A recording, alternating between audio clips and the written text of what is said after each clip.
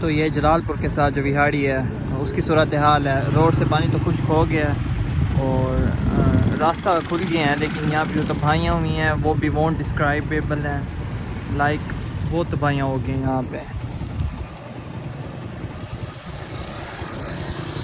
Situation तो बता दिया है कि ये जो विहाड़ी है उसका रास्ता खुल गया है। बाकी कोई भी गुजरना चाहता है, बहावलपुर वाला रास्ता अब टोटली क्लियर हो गया है, लोधना जाने वाला रास्ता टोटली क्लियर हो गया है, क्योंकि विहाड़ी टूटी नहीं है। पहले लोगों ने झूठ बोला हुआ था कि विहाड़ी टूट गई है, हालांकि इस रोड का इतना अच्छा इंफ्रास्ट्रक्चर है कि ये बिल्कुल ठीक है।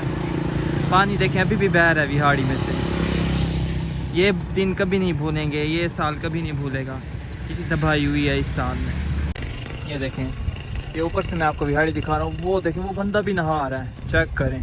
लगता है अंकल को तैरना आता होगा। ये विहाड़ी के सीन्स हैं। यहाँ पे लोग मछलियाँ भी पकड़ने आए हैं। वो देखें, ये मौजा कदम वाली साइड है।